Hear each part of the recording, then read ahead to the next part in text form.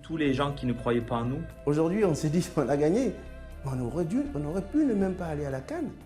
C'était difficile. Personne ne croyait en nous. On avait un groupe soudé qui avait faim, surtout faim. Et je pense que c'est ça qui a payé. Voilà. On a remporté ce 30e trophée de la CAN. Et puis j'ai gardé ce maillot où nous sommes ce soir-là, passés de joueurs ou staff à champion avec cette 2e étoile, à jamais champion d'Afrique avec la Côte d'Ivoire.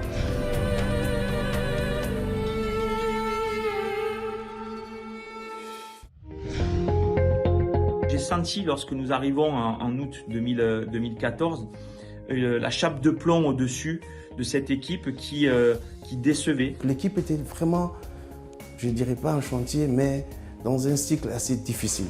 Et on part pour la Coupe du Monde, on se fait sortir dans les 30 dernières secondes contre la Grèce. Et ça, c'est l'un des moments les plus difficiles qu'on ait vécu dans la gestion du football ivoirien. Je sentais un peuple ivoirien fâché après les éléphants, comme s'il y avait une malédiction que cette équipe n'arriverait jamais à aller au bout de ses rêves.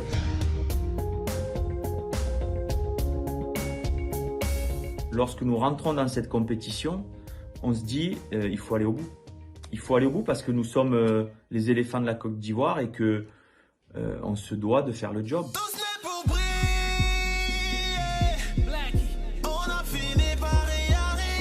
Et on démarre cette poule avec la Guinée, le Mali, encore une fois l'éternel ennemi, le Cameroun. Donc c'est une poule très relevée. Donc ça n'a pas du tout été facile. Et on a joué contre les équipes aussi qui nous tiennent et on n'était pas parti favori. Donc du coup c'était bon pour nous, mais en même temps aussi ça jouait un peu contre nous parce qu'aucune équipe avait peur de nous en ce moment. Nous démarrons contre la Guinée avec match nul 1 partout. Carton rouge de Gervais. Qui a compliqué aussi les choses. Donc il fallait rester encore plus que soudé et plus que concentré. On s'était dit de ne jamais avoir peur, quel que soit ce qui va arriver. Je veux dire, même si on perd le premier match, c'est ce qui va suivre de ne jamais baisser les bras en gros. Et je pense que c'est ce qui s'est passé. 2e match contre le Mali, pareil. Mais par chance, les 4 équipes, nous faisons tous match nul et nous nous retrouvons sur le dernier match couperé à être tous avec 2 points. Et donc il faut automatiquement gagner notre dernier match pour se qualifier.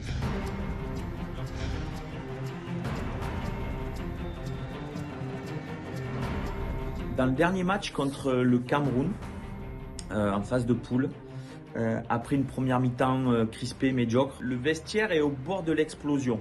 Sincèrement, c'était ça passe ou ça casse. Max Alain Gradel, je le revois sur son côté gauche, rentrer et frapper, nous a délivré.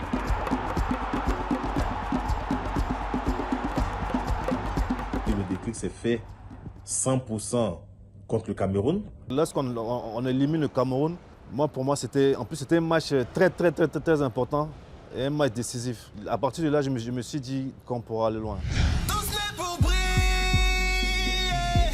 Cette victoire face au Cameroun nous propulse premier de la poule.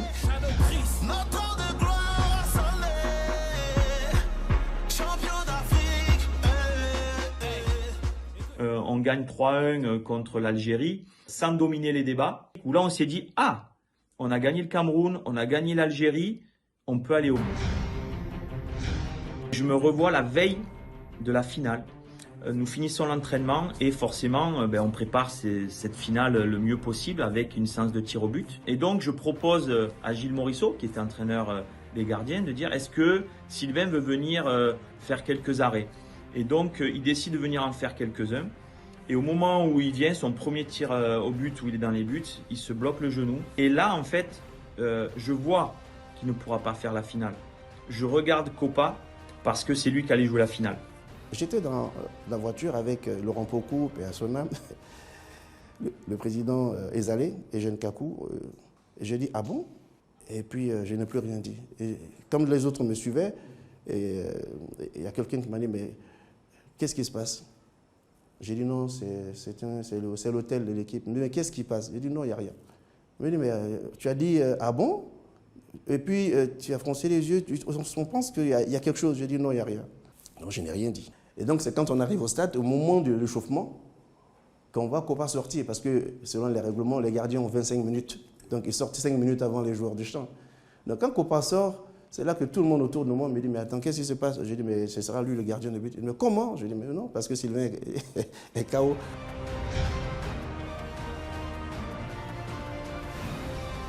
Après un 0-0 dans cette finale contre le Ghana, on prépare au mieux nos tirs au but et puis on démarre.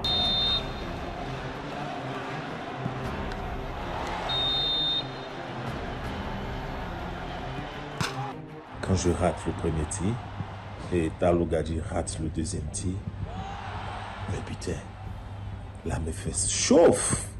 C'était pas du jeu, je me suis dit, mais ça va être compliqué ça. Et là, je regarde toute la tribune en face des supporters ivoiriens. Tous les hommes et femmes en orange quittent le stade.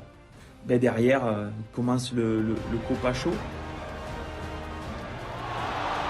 Et au final, c'est lui qui fait l'arrêt sur le gardien adverse et puis qui va d'un plat du pied côté ouvert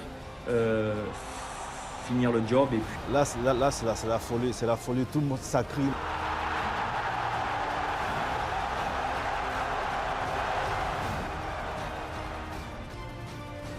En 2006, on passe à côté. 2012-2013, on passe à côté. Et là, 2015.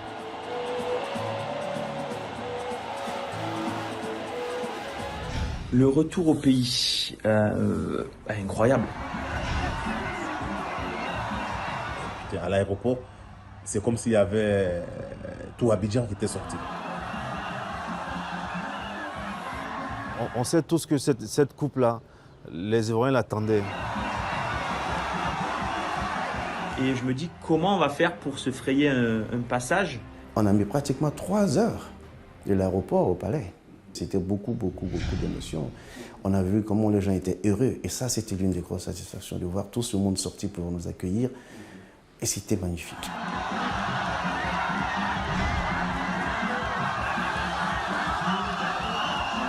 J'ai toujours la médaille, donc c'est une grande fierté d'avoir été décoré par la Côte d'Ivoire. J'ai accompli mon devoir en fait.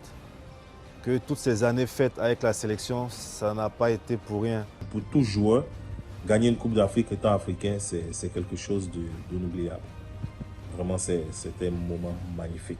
Nous avons terminé, mais nous mettons à la disposition du football ivoirien une nouvelle génération.